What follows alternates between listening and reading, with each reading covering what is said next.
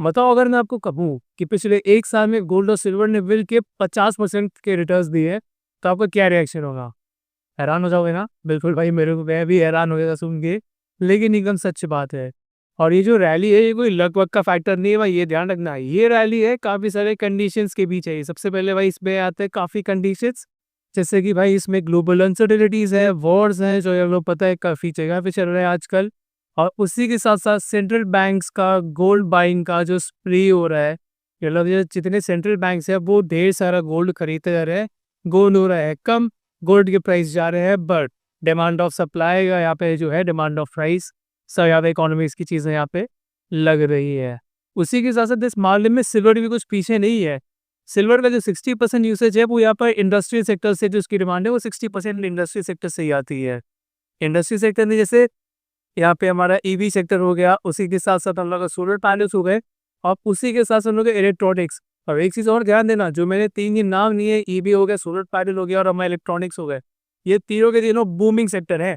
मतलब भाई ये समझ लो कि जब गोल्ड और सिल्वर दोनों के दोनों मिलते हैं ना भाई, दोनों के दोनों मिलके एक बहुत ही ज़्यादा परफेक्ट कॉम्बिनेशन आता है। मतलब सेफ्टी मिल जाती है और उसी के साथ-साथ आप लोगों को एक ग्रोथ भी यहाँ पे मिल जाती है। लेकिन अब सबसे बड़ी प्रॉब्लम पता है क्या आती है? सबसे बड़ी प्रॉब्लम आती है ये सोचने में कि इनमें इन्वेस्ट कैसे करें? इसमें तो कन्फ्यूज़न बना रहता है कि यार कैसे हम लोग जा करके इसमें पैसे लगाएँ।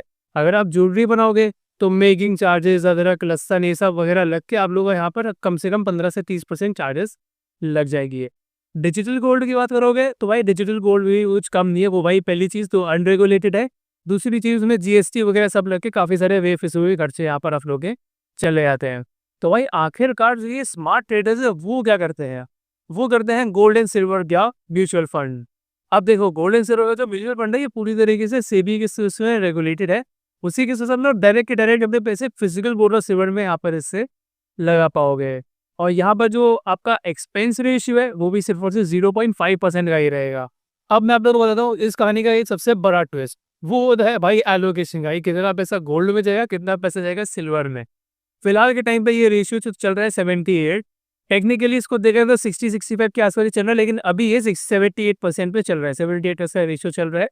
ठीक है, मतलब अभी के टाइम पे देखो जो एक्सपोर्ट्स है वो फेवर कर रहे हैं सिल्वर को, क्योंकि सिल्वर जो है वो आप लोग को अच्छी गोल्ड से ज़्यादा ग्रोथ देगा अभी के टाइम पे, ऐसा एक्सपोर्ट्स का यहाँ पे कहना है।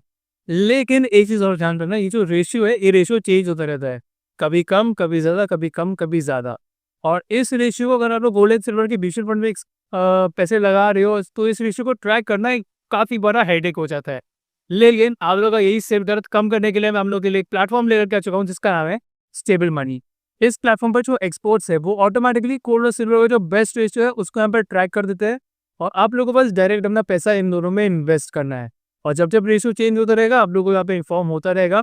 और आपके जब पैसे कट हुए कि होंगे आपके म्यूचुअल फंड के, तो हम लोग को भाई यहाँ पे पता दिया जाएगा कि भाई आप लोगों का जो पैसा है वो हम लोग इस रेशियो में लगाना चाह रहे हैं जो कि अपडेटेड रेशियो है, और उसके लिए आपका कंसेंट भी लिया जाएगा। तो ऐसा नहीं कि बिना कोई कंसेंट के यहाँ पर आपको पैसे काट लिए जाएँ, आप अलग गोल्ड में लगाया जाए, अलग सिल्वर में लगाया जाए।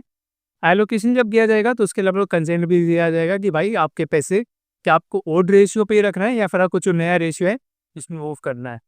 इसका मतलब ये लोग इन्वेस्टमेंट सिर्फ सिंपल ही नहीं, उसके बाद भाई बहुत स्मार्टली भी कर पाओगे और बिना स्ट्रेस के भी कर पाओगे। क्या लोगों को चेक नहीं करना पड़ेगा भाई किसका कितना एलोकेशन में क्या रेशियो आइडियल होना चाहिए, 78 होना चाहिए या 60-65 होना चाहिए, इसके आप लोगों को ट्रैक करने की ज़रूरत नहीं पड़ेगी।